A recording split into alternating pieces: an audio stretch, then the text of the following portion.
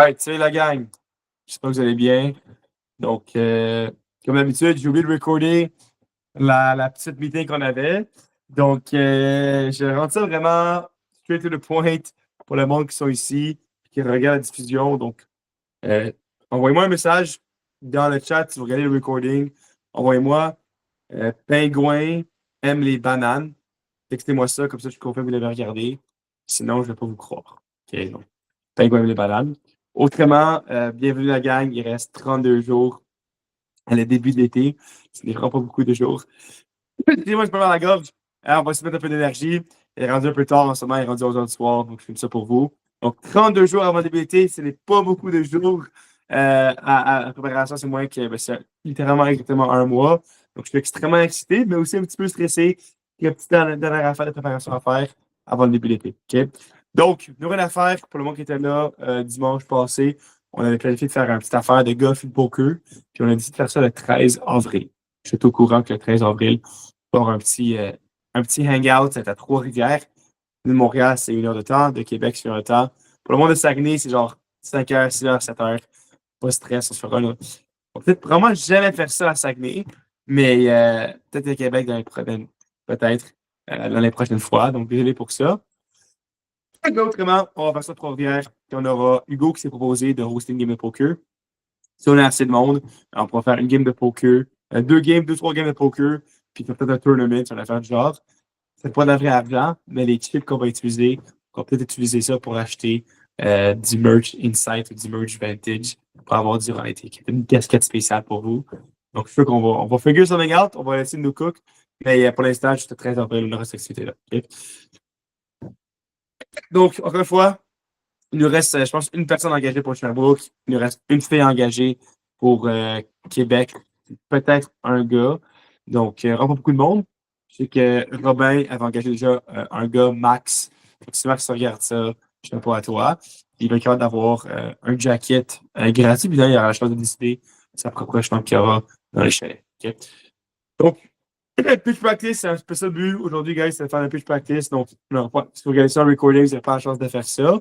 Regardez les recordings qu'on a fait, les vieux recordings que j'ai fait avant, juste pour voir justement comment moi je faisais mon pitch, les gens faisaient leur pitch, avoir une idée de comment ils font leur affaire. Okay? Donc, vraiment, on va juste faire un review un peu du sales cycle puis comment ça marche. Donc, vraiment, quand on est aux portes, ce qu'on veut faire, c'est un inspecteur et puis un professeur. C'est l'identité que je veux que vous adopter. C'est pas un vendeur. Hein? 3 personnalités que vous allez avoir aux portes. C'est un messenger, vous allez avoir plus d'intro. Ensuite, d'être un inspecteur puis d'être un professeur. C'est constamment un et l'autre. C'est pas comme un membre de l'inspecteur, l'autre membre de le professeur. C'est vraiment inspecteur, professeur, professeur. OK?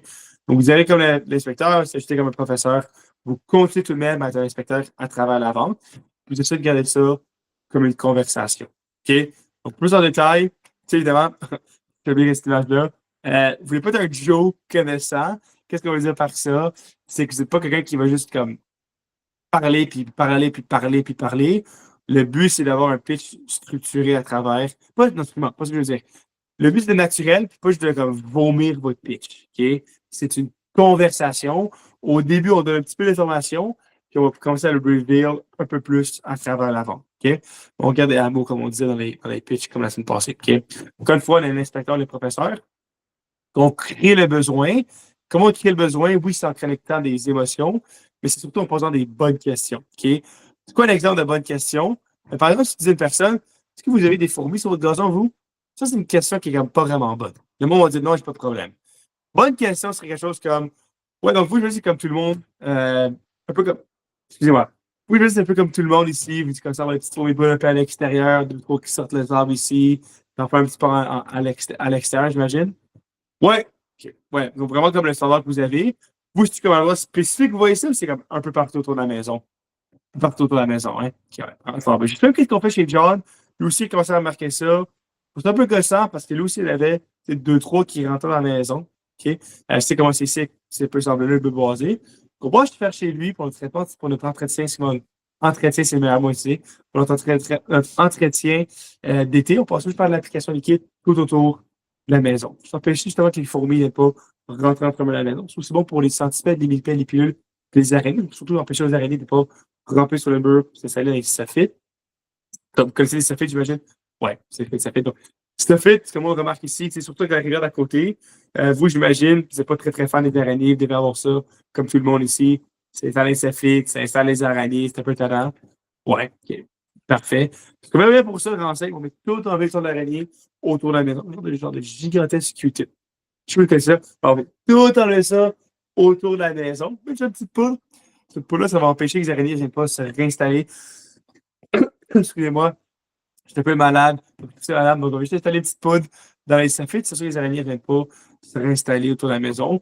Je sais que John, lui, ce qu'il me disait souvent, c'est que comme des fois, il passait, il enlevait la toile d'araignée, puis comme 2 jours après, ça revenait s'installer. C'est un peu une affaire pour vous. Ouais. OK. Cool. Ouais, ce qui est pas avec nous, en fait, c'est comme une affaire qui est garantie.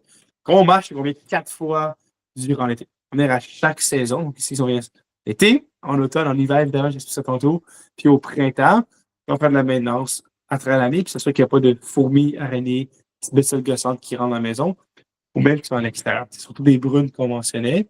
Vous, ces petites brunes, c'était plutôt comme en avant, vous voyez ça, ou c'était comme plus en arrière? En arrière, OK. Puis, côté prix, c'est relativement simple.